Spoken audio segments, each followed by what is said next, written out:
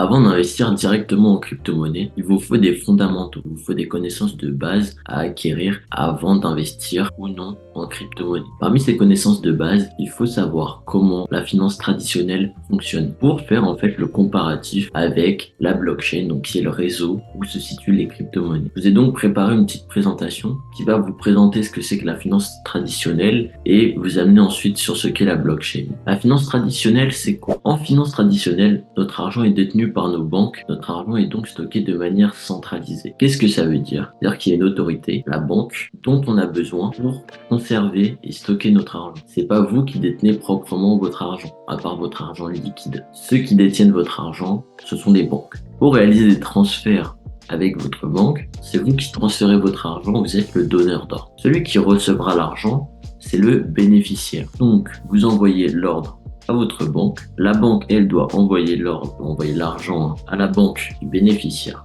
Comment est-ce qu'il procède? Il y a différentes options. Soit la banque du bénéficiaire est la même que la vôtre, en quel cas le transfert se fera très rapidement, ils ont juste à déplacer l'argent d'un compte à un autre. Soit vos banques travaillent ensemble, ce ne sont pas les mêmes, mais elles travaillent ensemble.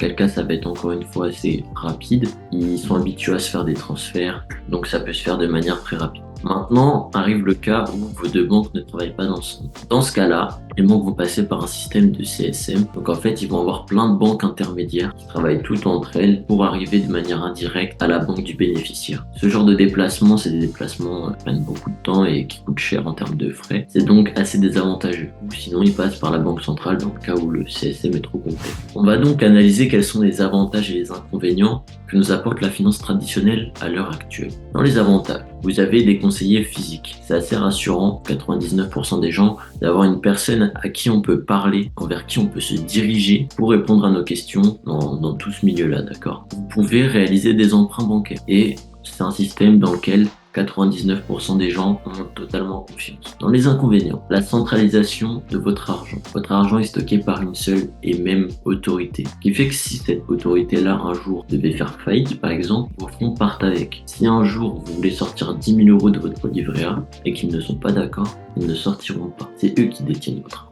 Okay. Ils proposent une épargne dépréciative. Qu'est-ce que ça veut dire? Notre monnaie perd en valeur avec le temps. Il y a une étude qui a été démontrée. 1 million d'euros en 1920, en 2020, ça ne valait plus que 20 000 euros. Okay. Qu'est-ce que ça veut dire concrètement? Ça veut dire qu'en 100 ans, la monnaie a perdu de sa valeur. Avec 1 million de dollars en 1920, vous pouviez vous acheter une voiture, une maison, de luxe, vivre confortablement, vous payer des vacances. Avec ce même argent, en 2020, vous ne pouvez plus faire ça. Vous pouvez payer une voiture à 20 000. C'est pareil avec vos épargnes. Avec le temps, l'inflation fait augmenter le prix de la vie. L'inflation est de plus ou moins forte, mais elle est là quand même. Les prix augmentent. Actuellement, l'inflation est entre 7 et 8%. Votre livret A est à 4% annuel. Est-ce que vous voyez le problème? Les prix augmentent plus vite que votre épargne. Donc, la monnaie étant en train de perdre de la valeur, la quantité qu'on y rajoute n'est pas suffisante pour garder la même valeur. Donc, elle perd en valeur. Votre épargne meurt, voilà, tout simplement. C'est pas que votre argent dort, c'est que votre argent meurt en banque. Ensuite, il y a une surveillance des dépenses et des revenus. Concrètement, vous avez 10 000 euros qui rentrent en banque. On va vous demander pourquoi. C'est normal, c'est pas normal, chacun a sa propre appréciation. Mais en tout cas, c'est le cas. Vous avez 10 000 euros qui sortent, pareil. Il va falloir dire pourquoi, montrer des justificatifs, des devis, etc. Donc vous ne pouvez même pas librement ressortir votre argent que vous stockez en banque. Ensuite, ça crée des inégalités. Ça, tout le monde le sait, je ne vous apprends rien. Quelqu'un qui est dans une situation plus précaire que l'autre ne pourra pas emprunter, tout simplement. Et ensuite, les durées de transfert. Comme je vous l'ai expliqué précédemment, les transferts se font de manière assez complexe en banque, à moins du coup que ce soit le bénéficiaire et le donneur d'ordre qui ont la même banque. À chaque fois, ça va passer par différentes banques, etc. Ce qui coûte cher et ce qui prend du temps. C'est là qu'intervient la DeFi. La DeFi, c'est quoi? C'est la finance décentralisée. Elle se fait à partir d'une nouvelle technologie qui s'appelle blockchain. Je vous expliquerai plus tard ce qu'est la blockchain, mais juste que là, je vais juste vous parler des avantages et des solutions qu'elle nous apporte. Elle nous apporte la décentralisation. Contrairement aux bases de données traditionnelles centralisées, la blockchain est décentralisée. Ce qui signifie qu'elle est répartie sur de nombreux ordinateurs que l'on appelle nœuds. Je vous expliquerai par la suite ce que sont des nœuds. Cela élimine donc le besoin d'une autorité centrale et rend le système plus résistant aux pannes et aux censures. Qu'est-ce que ça veut dire concrètement? C'est-à-dire que votre argent, là ce sera sous forme potentiellement de crypto-monnaie, n'est pas stockée dans une seule et même entité. Elle est stockée sur la blockchain qui est répartie sur des milliers de nœuds, donc des milliers d'appareils numériques dans le monde. En fait, si tu as un seul de ces appareils-là qui tombe en panne, bah, tu as tous les autres ordinateurs qui ont encore l'information. Ton argent n'est donc pas perdu. Si tu as un seul de ces ordinateurs, l'utilisateur est contre le fait que tu donnes telle ou telle information, qu'il veut te censurer, ce n'est pas possible parce que tous les autres te l'autorisent. D'accord? Donc en fait, ça te permet d'avoir une liberté d'utilisation de tes fonds et de manière sécurisée. C'est le deuxième point. Les données sur la blockchain sont sécurisées à l'aide d'une technique cryptographique avancée. Chaque bloc est lié de manière sécurisée au précédent, ce qui rend extrêmement difficile, je vais même ajouter impossible pour certaines blockchains, la modification des données sans consensus de la majorité du réseau. On va prendre un exemple simple. Le Bitcoin. Le Bitcoin, je vous expliquerai pourquoi après, mais c'est la technologie. En tout cas, il est basé sur la blockchain qui sera la technologie la plus sécurisée du monde. C'est le système qui apporte le plus de sécurité. Je vous expliquerai par la suite pourquoi ne vous en faites. Ensuite, les transactions. La blockchain permet l'exécution de transactions de manière plus rapide et efficace que les systèmes traditionnels. Très clairement, au lieu de passer par différents intermédiaires, vous allez passer directement d'un portefeuille A à un portefeuille B. Vous envoyez de vous à votre ami un transfert de je ne sais combien de Bitcoin. D'accord? Il se fait de manière directe.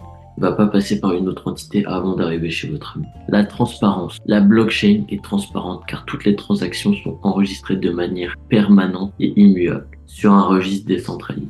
Ce registre est en plan d'exemplaire, d'accord? Mais ce qui apporte de la sécurité d'ailleurs. Mais ce que je veux vous dire par là, c'est que chaque transaction est visible. Si vous envoyez 1000 euros de votre compte crypto au compte crypto de votre ami, tout le monde le verra. Ce qui engendre donc la traçabilité. Sur un point de vue légal, au moins, on peut remonter différentes données de transactions qui peuvent être à l'origine de méfaits. D'accord? En fait, la transparence et la traçabilité montrent en quelque sorte l'honnêteté du réseau, l'honnêteté des utilisateurs. Ensuite, il y a le côté innovation. La blockchain ouvre la voie à de nouveaux modèles économiques, à des applications innovantes dans divers domaines, tels que les contrats intelligents, les jetons numériques, les DAO, organisations autonomes décentralisées, et j'en passe, les DIA, applications décentralisées, et encore plein d'autres nouvelles technologies. La blockchain permet à toutes ces technologies-là de naître sur un réseau sécurisé et décentralisé. Voilà donc les avantages et les solutions qu'apporte la blockchain par rapport à la finance traditionnelle. Évidemment, jusque-là, je ne suis rentré dans aucun terme technique. Je vous ai simplement présenté la finance traditionnelle et ce qu'apporte la blockchain par rapport à ça, comme avantage et comme solution. Je ne suis pas rentré dans les détails de ce que sont les crypto-monnaies, les algorithmes de consensus, plein d'autres choses. Ce pourquoi cette vidéo n'était que simplement la première d'une longue série de vidéos qui vont avoir lieu. Si vous le souhaitez avoir accès à ces différentes vidéos, abonnez-vous, elles seront totalement gratuites. Je vous parlerai dans la prochaine vidéo donc de la blockchain et ensuite donc des algorithmes de consensus du Bitcoin et de la Proof of Work, le halving et le bull run. Tous ces éléments-là sont liés évidemment, donc elles auront lieu dans la même vidéo pour vous expliquer de manière très claire ce qu'est la blockchain et comment elle fonctionne dans certains cas particuliers comme le Bitcoin, tout simplement. Si vous voulez voir cette vidéo, abonnez-vous. Contactez-moi sur Instagram, le lien est en bio, sinon il est disponible juste ici. Merci à toi pour ton attention tout au long de la vidéo. Si tu as la moindre question, tu as l'espace commentaire, ou bien tu peux même venir me contacter sur Instagram. Il est dans la bio, ou sinon voilà, je l'ai affiché juste ici. N'hésite pas à me contacter, et puis à très bientôt pour les prochaines vidéos.